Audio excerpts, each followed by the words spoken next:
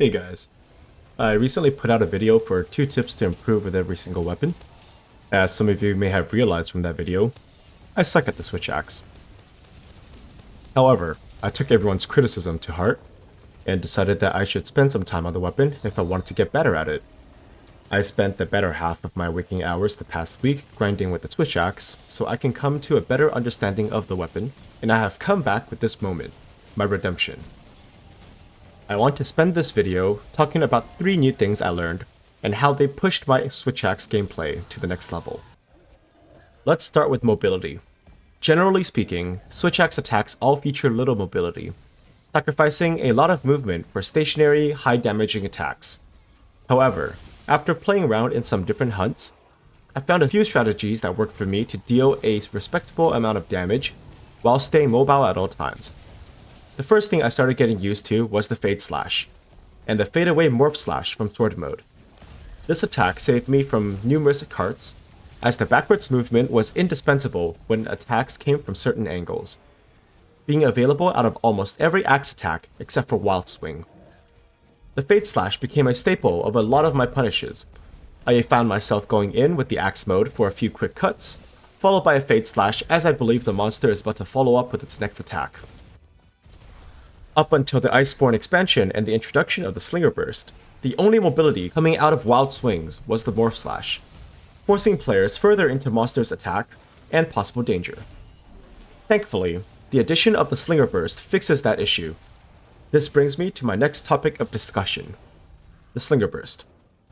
The Slinger burst is able to be used out of Axe Mode's Wild Swings, as well as a few other attacks, giving players a defensive option if they find themselves wild swinging in a bad place.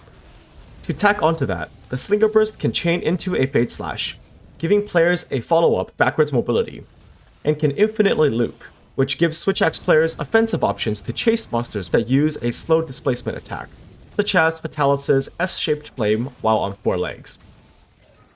Players can also do a reverse Slinger Burst, followed by its Fade Slash, and repeat to maintain damage on Fatalis' body, or head if they are good enough, while keeping the weapon drawn and reducing the need to sheath the weapon entirely for these attacks.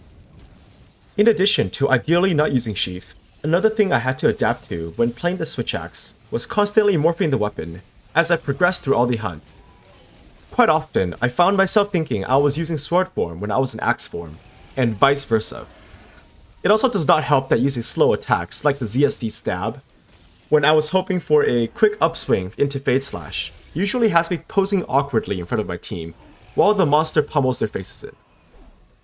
Whenever I got confused on the weapon form, I found it easier to stop my combo altogether and start with a clean primary attack. This was how I slowly, but surely, learned every moveset available to the weapons. And as I become more comfortable performing attacks in each form, I eventually learned to seamlessly morph between the 2 forms as I progress. While performing each morph, I found it much easier and smoother to perform morphs as I performed attacks, rather than performing a standing morph, which leaves me vulnerable to attacks, and overall feels awful to execute. I also got a bit of positive reinforcement, seeing big numbers coming from the Morph Slash, performed while doing Wild Swings.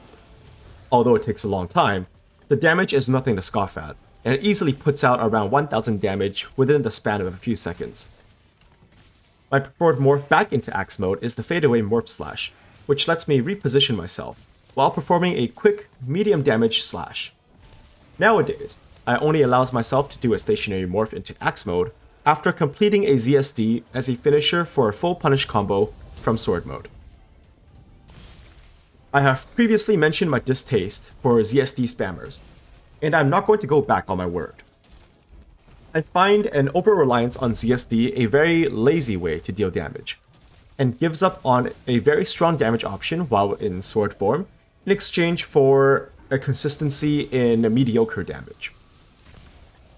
However, after playing switch axe more, I found myself lamenting having to resort to complex combos and on-the-spot decision-making, and I would occasionally mutter, I should just ZSD his face and be done with it instead. Hilariously enough, the weapon it designed makes you low-key crave the satisfying booms of jackhammering your primary attack as you unload blasts onto the monster's face. The mounted finisher has a miniature ZSD, and the sword mode's files add a satisfying explosion dealing respectable damage. But the most intriguing was the addition of the Clutch Claw extender to the grounded ZSD. When missing the ZSD stab, players have the opportunity to Clutch Claw onto the monster, dealing some extra file blasts in the meanwhile, and acting as a regular Clutch Claw attack, with the opportunity for a clutched ZSD.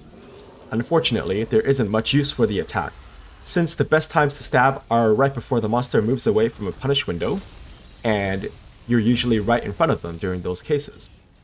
For monsters that move excessively, such as the Furious Rajang, I eventually warmed up to the ZSD spam, as it is probably the most consistent way to deal damage for mobile monsters. When I do this, I make sure I have a Rocksteady or a Temporal Mantle active, so I can guarantee a full ZSD. And those were the 3 things I discovered about the Switch Axe that contributed the most towards my development as a Switch Axe player. I want to make an honorable mention for this really interesting Slinger tech, where aiming the Slinger allows the players to face a direction and reposition with a strafing hop, with good distance coverage while in Axe mode. If you have any interesting Switch Axe technique that you use, feel free to drop them in the comments below for myself to try out. Something, dropping a like if you think I redeemed my Switch Axe. Anyways, thank you all for watching, and I'll see you next time.